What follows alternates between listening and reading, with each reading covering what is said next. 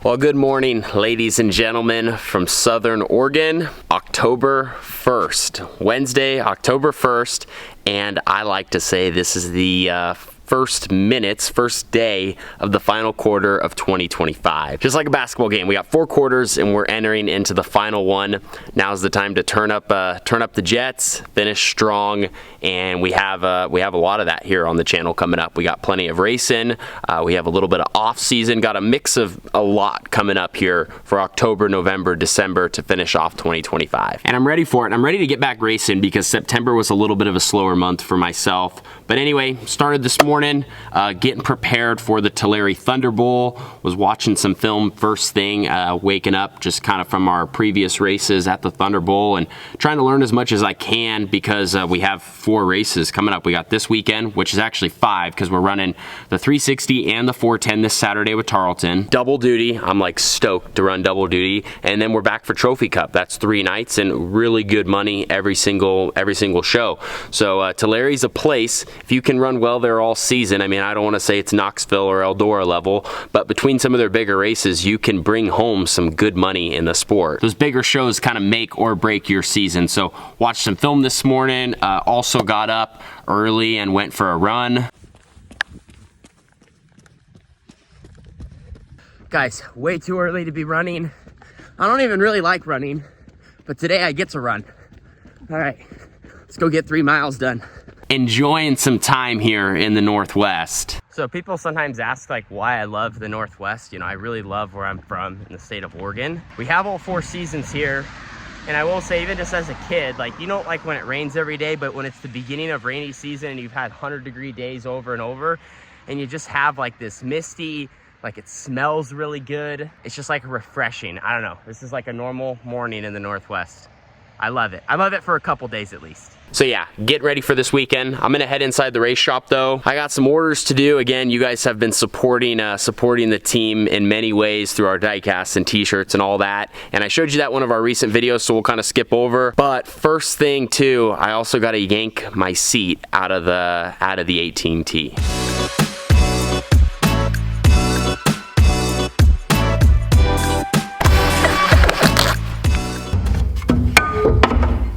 Okay guys, we got to pull the seat out of this thing. So this actually can probably help explain why there's so many ride changes in 410 sprint car racing. 9/16, I mean technically this wrench is all, well you need 2 of them. This is all you need to take the seat out. It's 4 bolts, 1, 2, 3, 4. So you can sit here and mess with your car setup all day, or as a team, you know, actually we have halos so it's a little bit tougher, but you can just 4 bolts, yank a driver's seat out, tell them to go find another ride, put another driver's seat in, tell them to go fast. So, I mean, you see how this, you know, like you can mess with your setup all day long and you can do a lot more work, or you can just change the driver's seat and find one that can try to go faster, I guess. I don't know. That's just what happens today. It's part of the game.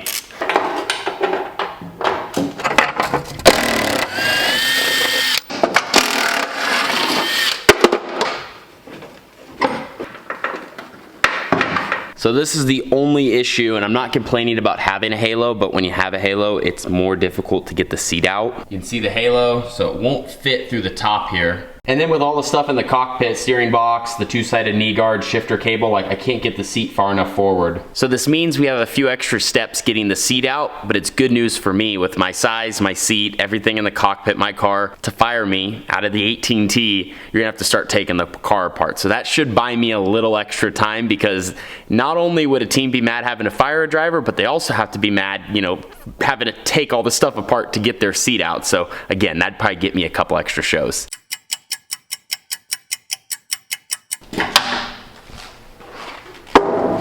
Totally lied to you guys. That this goes to show like how much of an asset Carly has been. This last year she worked on cars more than ever for me and just kind of running the show. And obviously between this year, last year was like when we kind of switched to those triple X's compared to like cars we've had before. So I didn't realize that I was trying to take it out through the sides, because that's a lot of times, you know, what we done or what I did years ago when I was in the shop a lot more.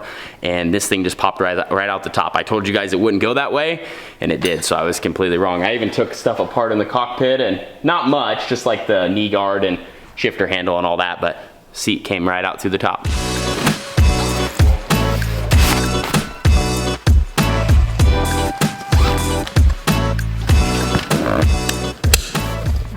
So here's a look at what we're bringing racing this weekend.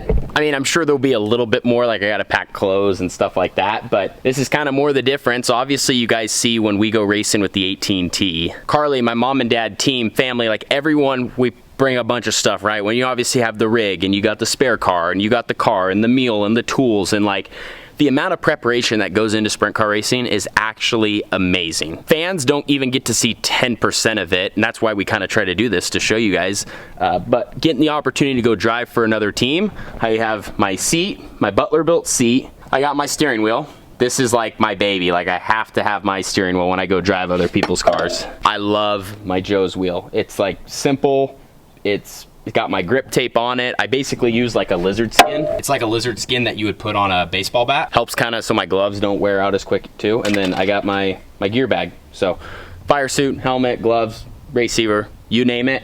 Gear, seat, steering wheel. Talk about a little bit simpler than having your whole, your own program and stuff. And again, there's pros and cons to both. I just want to show you guys what both of that looks like in the sport, because there's so many different avenues in dirt racing and what we do. And again, this is just one of them. So just gotta get this stuff all loaded up in the pickup so we can head south later this week.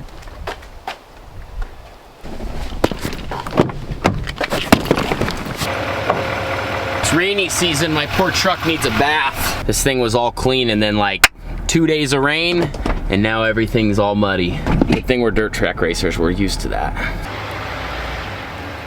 So one thing I'm really working on in my life is being less indecisive. In the past, I'll make a decision like, oh, we're not gonna race on this weekend. Then the weekend comes, I wanna race. I'm like, oh, we're not gonna take the merch trailer to these races because this or that. Then it shows up and I'm like, actually, let's take the merch trailer. I go back and forth quite a bit.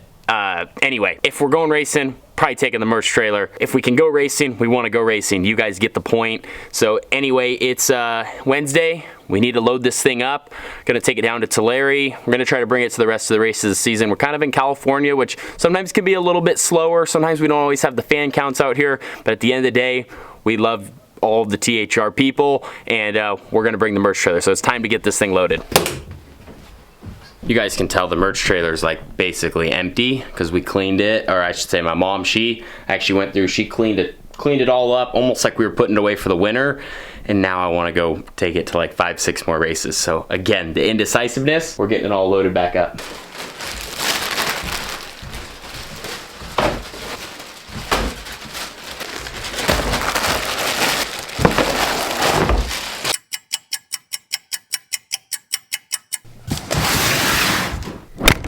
Made pretty good progress on the merch trailer. It's like 95% done, so maybe finish up, throw the last few things in tomorrow. Today felt like it flew by. I was running around and honestly I didn't get to capture all of it. So anyway, we're gonna finish off here strong.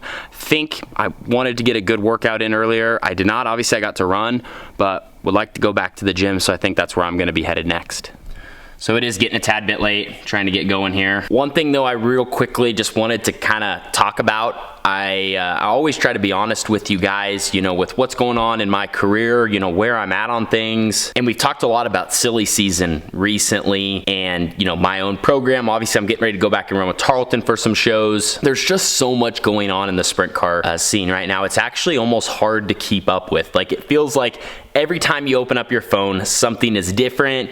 The drivers are changing, the crew is changing, the series are releasing news. Like, there's just so much going on. Not even now just at the national level. My last video is all about KWS and what's going on out here on the West Coast. And so I feel like there is just, there probably is a lot going on for me up here. And what I mean by that, just doing some real hard thinking on just, what is best, moving forward for my career. I feel like there's a lot of options. There's a lot of opportunity, of course, too. Like, there's maybe some good cars to get in. And for me, I, of course, always want to have my options open. But at the same time, working on what's here, because this is what's also helped get me to this point, along with a couple really good rides that I've had a great chance to drive some awesome race cars. So anyway, I just wanted to kind of put that out there. There's just so much going on right now. Just as much as you guys are having a hard time to keeping up with it, we are as well. But at the same time, very focused on, what is our job at hand and the races that we have left this year. And so as I know more on what I want to do next year and how things are shaping up, and, whether it's with our partners or, like I said, maybe with a good opportunity behind the wheel, or I really don't know.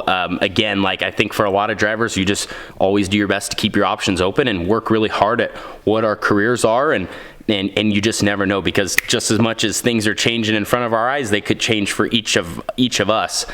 So just really thankful again for everything that I've been so blessed to get to do this and to be a part of this sport and want to be a top driver, whether it's in my car or in someone else's. No matter how you do it, it's tough, and I just want to be a part of the sport for a long time and keep working at it. So appreciate you guys. And anyway, just wanted to talk about that just for a second. It's getting really dark out. It's kind of been a long day, a lot of running around just trying to get ready for this weekend, but wouldn't have it any other way.